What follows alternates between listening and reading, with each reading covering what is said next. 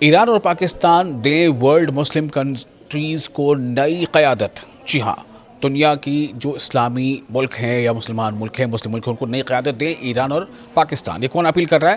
ایران یہ اپیل کر رہا ہے. سعودی، ترکی اور پاکستان کے دفاعی معاہدے کے بعد ایران کا پاکستان کو مشورہ. آپ دیکھ رہے ہیں نیوز 18 کا سوشل میڈیا پلیٹ فارم. میں ہوں وصال اعظم. ایران نے پاکستان کو ایک بار پھر اسلامی دنیا کی بڑی طاقت قرار دیتے ہوئے ایک اہم پیغام دیا ہے.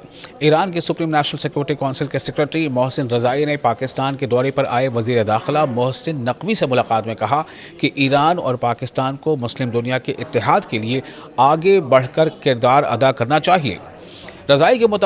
محسن رضائی کے مطابق ایران کے تمام رہنماؤں نے پاکستان کو اپنا اسٹریٹجک پارٹنر سمجھا ہے، جبکہ ایرانی قیادت پاکستان کی حکومت، فوج اور عوام کو اسلامی دنیا کا بڑا اثاثہ سمجھتی ہے.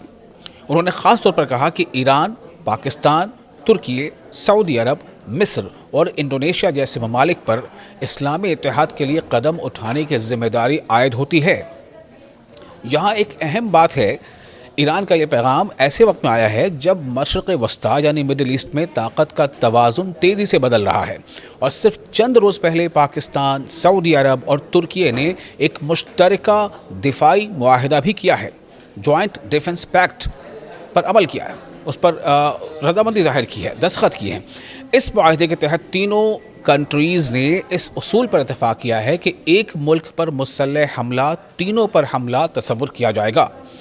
ترکی کے وزیر خارجہ نے اسے عملی اعتبار سے نیٹو کے آرٹیکل 5 جیسی باہمی دفاعی شق قرار دیا ہے، اگرچہ اس معاہدے کا اصل عملی نفاذ اور ہر ممکن صورتحال میں فوجی رد عمل ابھی واضح نہیں ہے. اب سوال یہ ہے کہ ایران اس نئی صف بندی کو کس نظر سے دیکھ رہا ہے. دلچسپ بات یہ بھی ہے کہ تہران نے فی الحال اس معاہدے پر براہ راست تشویش ظاہر نہیں کی ہے.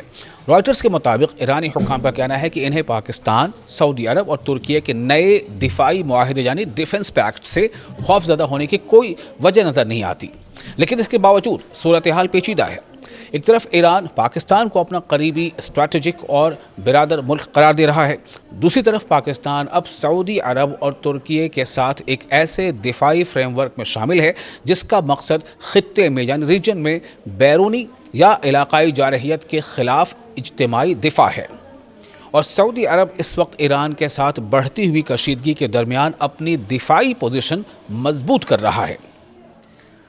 نیوز ایجنسی رائٹرز کے مطابق سعودی عرب نے پاکستان اور ترکی کے ساتھ دفاعی معاہدے کے علاوہ بحر احمر یعنی لال ساگر میں بھی ایک وسیع تر بحری اتحاد بنانے کی کوششیں تیز کر دی ہیں، جبکہ یمن کے حوثیوں کی جانب سے سعودی مفادات پر حملوں نے ریاض کے لیے سیکیورٹی خطرات مزید بڑھا دیے.